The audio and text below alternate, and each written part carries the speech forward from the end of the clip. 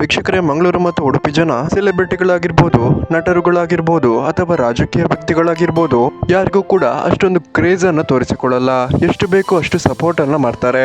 ಆದ್ರೆ ಯಾವುದೇ ರೀತಿಯ ಕ್ರೇಜ್ ಅನ್ನ ಮಂಗಳೂರು ಉಡುಪಿ ಜನ ತೋರಿಸಲ್ಲ. ಆದ್ರೆ ವೀಕ್ಷಕರೇ, ಬಿಗ್ ಬಾಸ್ ಕನ್ನಡ ಸೀಸನ್ 12 ನ ರನ್ನರ್ ಅಪ್ ಆಗಿರುವಂತಹ ರಕ್ಷಿತಾ ಅವರ ಬಗ್ಗೆ ಮಂಗಳೂರು ಉಡುಪಿ ಜನ ಕೂಡ ತಕ್ಕ ಮಟ್ಟಿನ ಒಂದು ಕ್ರೇಜ್ ಅನ್ನ ತೋರಿಸ್ತಿದ್ದು, ಈ ಸಲದ ಬಿಗ್ ಬಾಸ್ ಮಂಗಳೂರು ಮತ್ತು ಉಡುಪಿಯಲ್ಲಿ ಕೂಡ ಎಷ್ಟರ ಮಟ್ಟಿಗೆ ಕ್ರೇಜ್ ಅನ್ನ ಹುಟ್ಟು ಹಾಕಿದೆ ಅನ್ನೋದನ್ನ ತೋರಿಸುತ್ತೆ.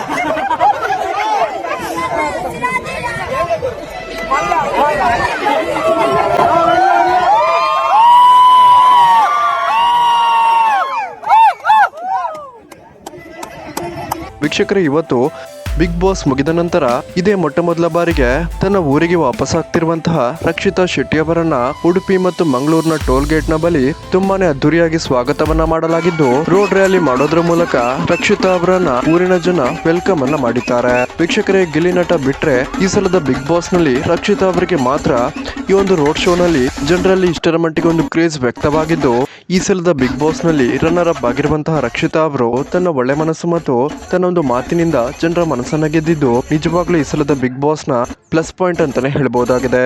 ವೀಕ್ಷಕರೇ, ಯಾರೆಲ್ಲ ರಕ್ಷಿತಾ ಶೆಟ್ಟಿ ಅವರ ಮುಂದಿನ ಭವಿಷ್ಯಕ್ಕೆ ಶುಭ ಹಾರೈಸುತ್ತೀರಾ, ಈ ವಿಡಿಯೋಗೊಂದು ಲೈಕ್ ಮಾಡಿ ಮತ್ತು ನಿಮ್ಮ ಒಂದು ಶುಭ ಹಾರೈಕೆಯನ್ನ ಕಮೆಂಟ್ ಮೂಲಕ ತಿಳಿಸೋದನ್ನ ಮರಿಬೇಡಿ.